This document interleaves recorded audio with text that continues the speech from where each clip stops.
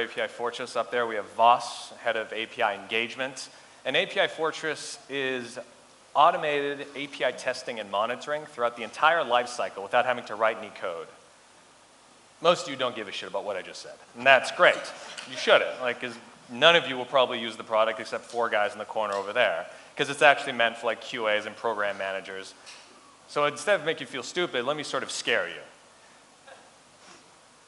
No one's testing APIs, and I wish I was making that up, but I have Priceline phone calls to prove it. I'm talking to major banks. They're not testing APIs. What they're doing is they're testing websites and apps. They have an automated way to do that. But they're actually not testing upstream. It's like they're testing the bottled water, but they're not testing like the actual reservoir where it comes from. It doesn't make any sense. And that's a problem because it comes out to this. Less than 10% of API issues are resolved within 24 hours. Less than, what's the next one? Less than 10%, 1 in 4 issues remain unresolved for over a week. This is because they're not testing. You don't know what you don't know. And so why is that? Why are we not testing APIs? Well, the reality is APIs, while they've been around for a while, they haven't matured enough where there's been these platforms specifically built to make it easy to automate the testing of them. And so what's currently has to happen is that a developer has to write these tests. They have to write the QA test. They have to test. You don't want a developer testing. They don't want to do it. They're expensive, and they're not very good at it. You need platforms to actually allow the QA team and the program managers to do it. Now, how many people have heard of these API managers? Great. These are very large, successful companies, great API managers. None of them do testing. And it sounds crazy, but I know this for a fact. I have friends at all of these companies. We have a connector for MuleSoft. We're the only testing connector for them. We have a partnership with Mastery that I'll show you in a minute. Like, we're talking Apogee and CA, and I got something big coming in the pipeline with Oracle. These people don't have testing, because that's an entirely different branch, but it's a necessary feature that they will realize has to be built soon. And now they're starting to talk about it. But the reality is, I've been doing this for 2 years. We were ahead of the game. And now's the time for us to really go out there and start talking to you guys about, no one's testing these APIs.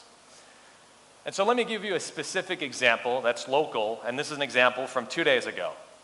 Etsy. We all know this company because they make bullshit like this. They make a fortune off of it. So Etsy has about 50,000 products on their website. And every single day, they lose about $70,000. They have 50,000 items, 50,000 products that they sell every day. Every day, there's at least 3,500 of them that is missing 2 major things, recipient and occasion. That's how you categorize things on the website. So 3,500 plus items, don't know if it's for men, women, or birds. I wish I was kidding about birds. Swear to God, it's an actual category. Occasion, well, what's the problem with not knowing the occasion? Well, what happens when you want to find this? These wonderful balloons for bachelorette parties. Well, as inappropriate as it seems, if you look at the API, occasion is null. There's nothing filled in for occasion. So if you do a search for it, what you find is this. No penis balloons anywhere. Complete lack of penis balloons, and that's devastating. Because that person has a career around making those balloons. And so, again, that's $70,000 a day of potential lost sales because of something so stupid. I mean, that's the smallest thing. And so exactly what happens? Well, here's what happens. What you have is different teams doing different things. So you have an API designer defining what should happen, and then you have people building it, testing it, deploying it. Then you have people that build the site navigation based off those designs. But you know what you're missing? It's this extra team that builds the web product upload. So the products that are uploaded, that's a different team that built that web page. These are 2 fields that are supposed to be required, and they're not required. That's not a huge deal, but it is a big deal because there's 3,500 items that don't have this information that's necessary for site navigation.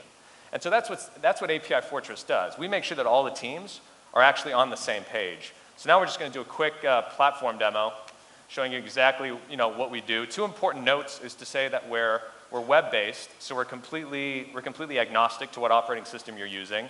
And we can be in the cloud or on premises, which is very applicable to FinTech because you want me on premises. You don't want to use apifortress.com because we're not as secure as you.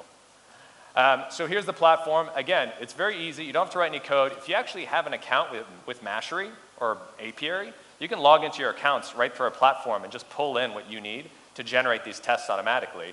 We also have a composer, and if you click on that boss, we have a composer that allows you to build a test without having to write any code. So let me show you how that works. We're going to open the client, this is the actual API call for Etsy's product listing. And we're going to look at the payload here when we click send. Yeah, we'll just click the magic button anyway. It'll be the payload. Click on the magic button. And what magic does is it analyzes the payload line by line, object by object. And our platform has 65 assertions that actually know what everything should be. So while every API is different, ultimately it's just data. If it's supposed to be like a US dollar, it's a US dollar. If it's supposed to be a state code, it's a state code. This is the stuff people are writing code for. And this is the stuff you shouldn't have to write any code for because it's a state code. Why can't I just have that rule built in and it just applies it? And if there's anything here that's wrong, like let's say effective limit shouldn't be an integer, which means a whole number, double click on that and we could just switch it to like, oh, actually that's supposed to be a URL. So switch it to our URL. Again, we have all these rules built in and we haven't had to build a new one in 6 months because we got all our bases covered for all of these APIs that we're building and testing for today. And so what happens is with these rules, you get a report that tells you exactly what happened, and we have very specific details, like we can actually save the payload.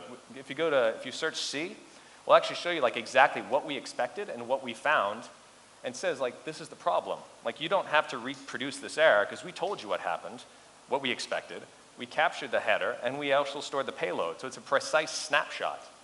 So I was speaking to the entire life cycle. So you can actually build a test from the design phase. When we're talking about live monitoring, this is the thing that's really important to a lot of people.